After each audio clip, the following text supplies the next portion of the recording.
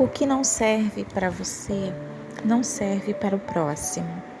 Não tente vestir a sua capa que foi sob medida para você, o seu irmão. Não vai caber nele. É sua. Você não pode esperar que o outro te entenda. Não pode esperar que o outro tenha compaixão de você. Não pode esperar que o outro se compadeça da sua história. A história é sua. Foi você que viveu e lutou, caiu, levantou, se ergueu. Foi você que chorou, perdeu, ganhou. O outro nunca vai entender o que você passou. Nunca vai sentir na própria pele dele o que você passou. Ele vai te ouvir, mas nunca vai sentir o que você sentiu. Por isso, quando você abre a sua boca para contar suas dores, a primeira coisa que escuta é julgamento, é acusação, é palavra de que tem gente na pior e ainda dizem que estão piores que você. Essas pessoas não vão te entender nunca, porque elas não sentiram o que você sentiu. A prova não era delas. As lágrimas que caíram dos seus olhos não eram as lágrimas delas. As preocupações do seu coração não eram as preocupações delas.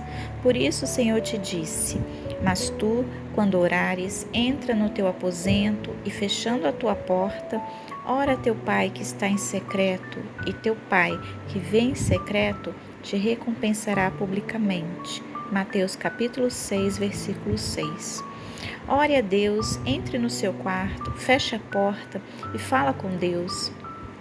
A pessoa a quem você está confiando, muitas das vezes, se não for uma pessoa espiritual e que anda no espírito, mas dá lugar à carne, não te ajudará em nada.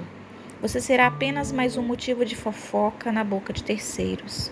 Será apenas difamado, caluniado, julgado pelas línguas maldosas.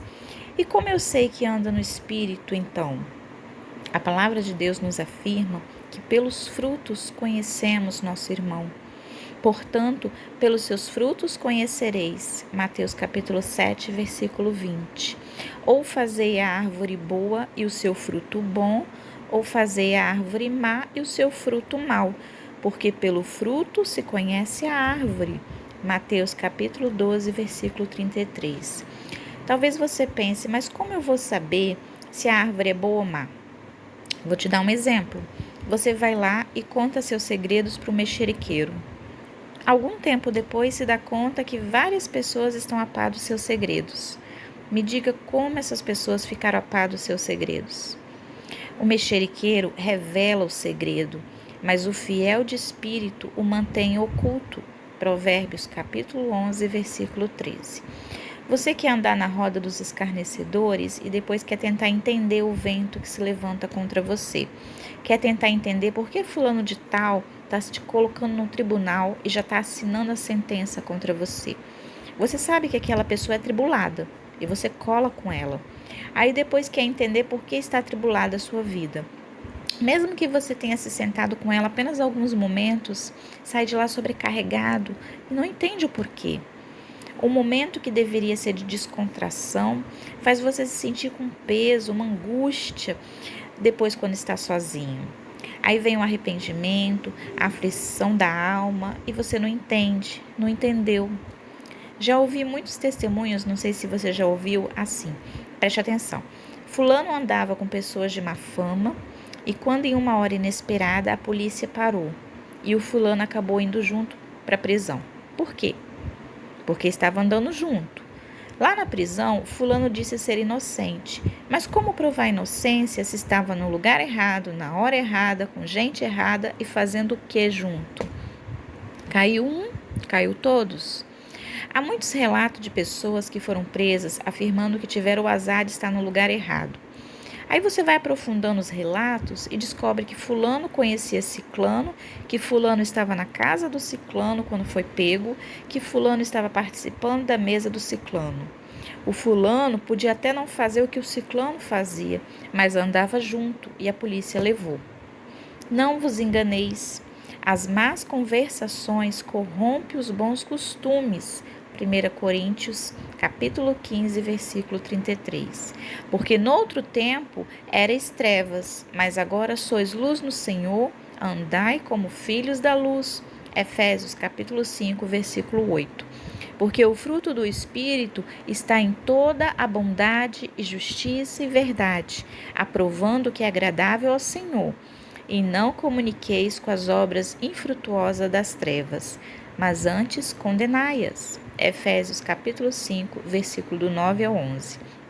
Talvez você pense, então eu tenho que ser um cristão mal encarado, que me afasto de todo mundo, fico sozinho de cara fechada para todo mundo?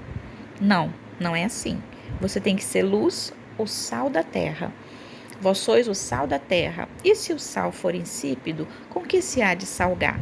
Para nada mais presta, senão para ser lançado fora e ser pisado pelos homens. Vós sois a luz do mundo, e não se pode esconder uma cidade edificada sobre um monte. Nem se acende a candeia e se coloca debaixo do alqueire, mas no velador, e dá luz a todos que estão na casa.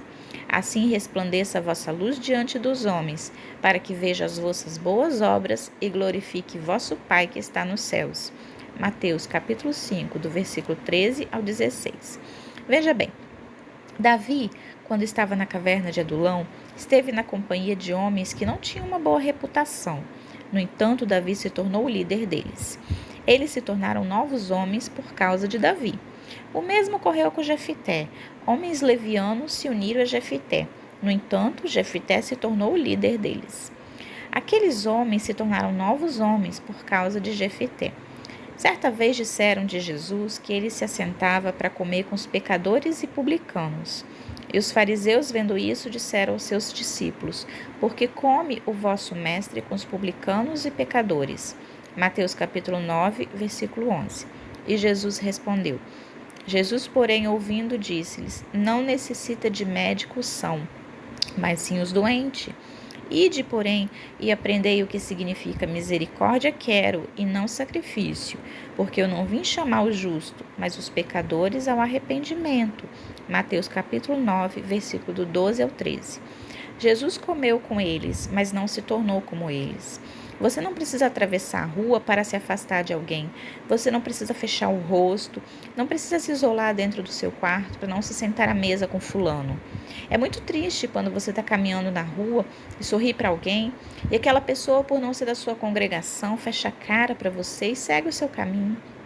A sua igreja não é o caminho até Deus. O caminho é Jesus. Não é só a sua igreja que será salva. Não feche a cara para as outras pessoas que não são da sua igreja. O ímpio vê na sua vida a obra de Deus. Quando você faz a obra de Deus, quando você anda como Jesus andou, quando você faz pelo ferido, à beira do caminho, o que o samaritano fez. Mas um samaritano que ia de viagem chegou ao pé dele, vendo, moveu-se de íntima compaixão. Lucas capítulo 10, versículo 33. Está escrito: resplandeça a vossa luz diante dos homens, para que vejam as vossas boas obras e glorifique a vosso Pai que está nos céus. Portanto, irmãos, devemos vigiar, sermos prudentes como a serpente e inofensivos como as pombas, como está escrito: Eis que vos envio como ovelhas ao meio de lobos. Portanto, sede prudentes como a serpente, inofensivo como as pombas. Mateus capítulo 10, versículo 16. Porque o nosso adversário anda em derredor, buscando a quem possa tragar. Sede sóbrios, vigiai, porque o diabo, o vosso adversário, anda em derredor, bramando como um leão, buscando a quem possa tragar. 1 Pedro capítulo 5, versículo 8.